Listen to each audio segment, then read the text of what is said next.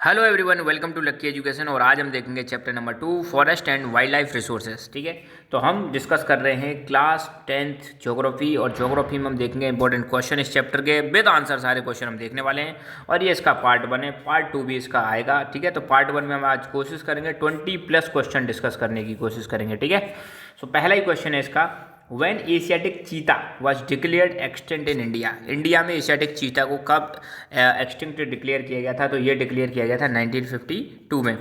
Which act was made by the government of India for the protection of wild life. Bharat में wild life के protection के लिए भारत सरकार ने कौन सा एक्ट बनाया था? तो ये बनाया था वाइल्ड लाइफ प्रोटेक्शन एक्ट। ठीक है, wild life protection act. Next question है, संगई कहाँ पाया जाता है? तो संगई मणिपुर में पाया जाता है। ये चीज़ आपको ध्यान रखनी है। Which state of India has largest area under the permanent forest cover. Permanent forest cover के अंडर सबसे ज़्यादा एरिया किसका है? तो वो है मध्य प्रदेश। आपको कमेंट करके बताना है मध्य प्रदेश की कैपिटल क्या है। कमेंट करके बताना है मध्य प्रदेश की कैपिटल क्या है ना।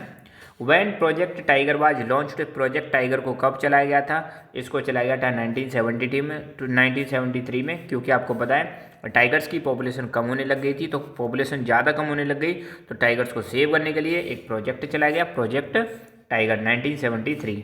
What was the main effect of Chipko movement. Chipko movement का मेन इफेक्ट क्या हुआ? चिपको मूवमेंट आपको पता है इन्वायरमेंट से संबंधित मूवमेंट है ना, जो पेड़ों को काटने से रोकने के लिए चलाया गया था। तो दिस मूवमेंट है successfully registered deforestation in several areas of Himalaya. Himalaya के बहुत सारे एरियाज में इसने क्या है, डिफॉरेस्टेशन को रोका है। रजिस्ट का मतलब रोका है। देखो दो वर्ड होते हैं, एक होता है डिफॉरेस्टेशन और इसका एक उल्टा वर्ड होता है इसका जस्ट अपोजिट, एफॉरेस्टेशन। एफॉरेस्टेशन में तो क्या है, फॉरेस्ट को ग्रो किया जाता है, फॉरेस्ट को डेवलप किया जाता है। और डिफॉरेस्टेशन में फॉरेस्ट को कट किया जाता है। तो फॉरेस्ट को क्लियर करने का प्रोसेस या फॉरेस्ट को कट करने का प्रोसेस तो डिफॉरेस्टेशन कहलाता है। फॉरेस्ट को ग्रो करने का, फॉरेस्ट को बढ़ाने का प्रोसेस एफॉरेस्टेशन कहलाता है। ये चीज़ आप ध्यान रखनी है। ठीक है, which tiger reserve is seriously threatened by the dolomite mining. ठीक है, तो डोलोमाइट माइनिंग की वजह से, डोलोमाइट एक मिनरल है, इसकी माइनिंग की वजह से कौन से टाइगर रिजर्व में समस्या आ रही है जीव जंतुओं को? तो ये आ रही है बक्सा टाइगर रिजर्व, है ना। Where is the Corbett national park situated. Corbett national park कहाँ पर सिचुएटेड है? तो ये है उत्तराखंड में। Give the example of endemic species. देखो एंडेमिक स्पेसीज क्या होती हैं, let me tell you. Endemic species वो होती हैं जो किसी एक पर्टिकुलर एरिया में ही पाई जाती हैं, उस एरिया के अलावा और कहीं नहीं मिलेंगी। हैं ऐसी स्पेसीज जो किसी पर्टिकुलर एरिया में ही पाई जाती है, उसके अलावा और दुनिया में किसी भी जगह पर नहीं मिलेंगे। ऐसी स्पेसीज को हम क्या बोलते हैं? एंडेमिक स्पेसीज बोलते हैं। और एंडेमिक स्पेसीज के एग्जाम्पल में ध्यान रखना, एक तो है मिथुन जो कि एक वैरायटी है कैटल की, कहाँ पे पाया जाता है? Found in Arunachal Pradesh. ये डी नहीं, फाउंड इन अरुणाचल प्रदेश। और दूसरा है अंडमान वाइल्ड पिग। ठीक है, where is the Periyar tiger reserve situated. Periyar tiger reserve कहाँ पर है? तो ये है केरला में। वल्नरेबल स्पीसीज के एग्जांपल देने तो वल्नरेबल स्पीसीज में आती है blue sheep, Asiatic elephant, Gangetic, dolphin. Vulnerable species वो होती हैं जिनकी संख्या कम होती जा रही है, और ज़्यादा इनकी संख्या कम हुई तो ये बाद में किस में चली जाएंगी? इंडेंजर्ड स्पीसीज की कैटेगरी में चले जाएंगी। ठीक है, बांधवगढ़ नेशनल पार्क कहाँ पर सिचुएटेड है? तो बांधवगढ़ नेशनल पार्क ये आपका मध्य प्रदेश में है। मानस टाइगर रिजर्व कहाँ पर है? मानस टाइगर रिजर्व आपका आसाम में है। अभी आपको कमेंट करके बताना है आसाम की कैपिटल क्या है, ये आपको कमेंट करके बताना है। ठीक है, give the example of extent species. Extent species में एक तो आता है एशियाटिक चीता और दूसरा आता है pink head duck. Where is Buxa tiger reserve situated? तो बक्सा टाइगर रिजर्व कहाँ पर है? ये आपका पड़ता है वेस्ट बंगाल में। Give the example of rare species. देखो रेयर स्पीसीज वो होती हैं जिनकी पॉपुलेशन बहुत कम है। ऐसी स्पीसीज जिनकी पॉपुलेशन बहुत कम है उनको हम क्या बोलते हैं? Rare species. ये फ्यूचर में वल्नरेबल भी हो सकती हैं, एंडेंजर्ड भी हो सकती हैं और एक्सटेंड भी हो सकती हैं अगर नेगेटिव फैक्टर कंटिन्यू रहे। तो रेयर स्पीसीज में आता है Himalayan brown bear, wild Asiatic buffalo, desert fox, hornbill. Sundarban national park कहाँ पर सिचुएटेड है? तो सुंदरवन नेशनल पार्क आपको पता है वेस्ट बंगाल में। अब सुंदरवन के बारे में तो आपको पता ही होगा, यहाँ पर गंगा और ब्रह्मपुत्र रिवर दोनों मिलकर एक डेल्टा बनाती है जिसको हम बोलते हैं सुंदरवन डेल्टा। ठीक है, वर्ल्ड का लार्जेस्ट डेल्टा है बे ऑफ बंगाल में। ये चीज़ भी आपको ध्यान रखनी है। तो यहाँ पर एक नेशनल पार्क है सुंदरवन के पास जिसका नाम है सुंदरवन नेशनल पार्क, जो वेस्ट बंगाल में। Give the example of endangered species. Endangered species के एग्जाम्पल देने तो पहली बात तो इंडेंजर्ड स्पीसीज कौन सी होती हैं? ऐसी स्पीसीज जो फ्यूचर में एक्सटिंक्ट हो जाएंगी। ध्यान रखना, ऐसी स्पीसीज जो फ्यूचर में एक्सटिंक्ट हो जाएंगी है और खतरा है, इनका एक्सटिंक्ट होने का खतरा है, उनको हम बोलते हैं इंडेंजर्ड स्पीसीज। मतलब इनको अगर बचाया नहीं गया, इनको प्रोटेक्ट नहीं किया गया तो फ्यूचर में डेफिनेटली क्या बन जाएंगी, एक्सटिंक्ट हो जाएंगी, विलुप्त हो जाएंगी, फिर इनका हम किताबों में भी पढ़ेंगे, फिर ये आपको रियलिटी में नहीं देखने को मिलेंगी। तो इंडेंजर्ड स्पीसीज बहुत ज़्यादा क्रिटिकल सिचुएशन में इनको बचाने की ज़रूरत है। तो इसका एग्जाम्पल है black buck, crocodile, Indian wild ass, Indian rhino, lion tailed macaque, है ना। Where is Sariska tiger reserve situated, तो सरिस्का टाइगर रिजर्व आपका पड़ता है अलवर राजस्थान में, ठीक है।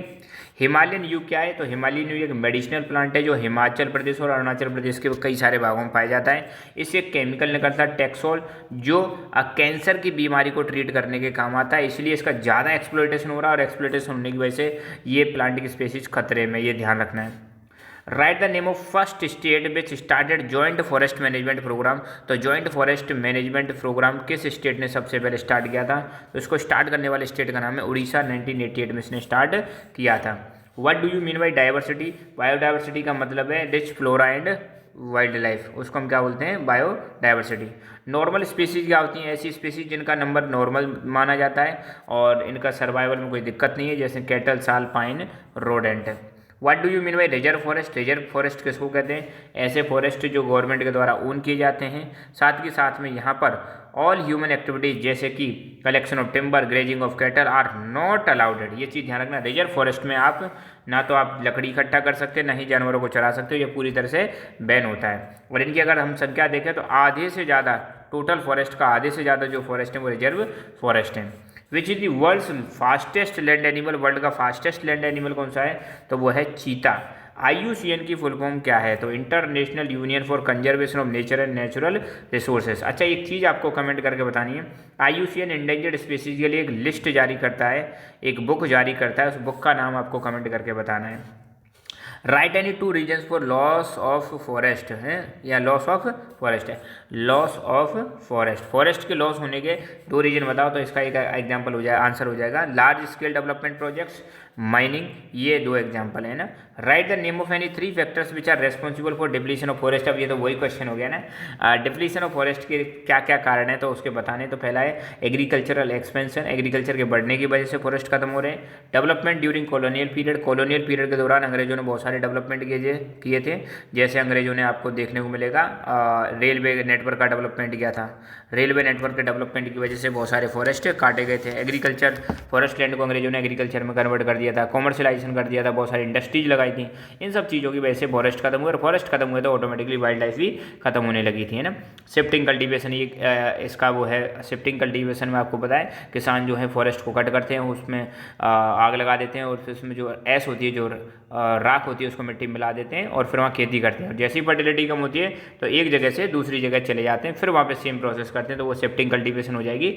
शिफ्टिंग कल्टीवेशन को हम नॉर्थ ईस्ट इंडिया में झूम के नाम से भी जानते हैं, ये भी ध्यान रखना है। Large scale development project, mining और rapidly expanding industrial urban economy, ये कुछ रीजन है जिसकी वजह से हमारी फॉरेस्ट और वाइल्ड लाइफ क्या हो रही है, डिप्लीट हो रही है। तो ठीक है, तो आज इसमें 28 क्वेश्चन डिस्कस कर लिए हमने, इनको आपको एक नोटबुक में लिख लेना है और जो क्वेश्चन मैंने आपको पूछे उनको कमेंट करके बताना है। तो आज का लास्ट क्वेश्चन आपको मैं देता हूँ, इनरिचमेंट स्पेसीज का क्या मतलब है, इनरिचमेंट स्पेसीज का क्या मतलब, what do you mean by enrichment of species, इसको आपको कमेंट करके बताना है। So thank you so much, keep learning, keep enjoying and God bless you all. जय हिंद, जय भारत।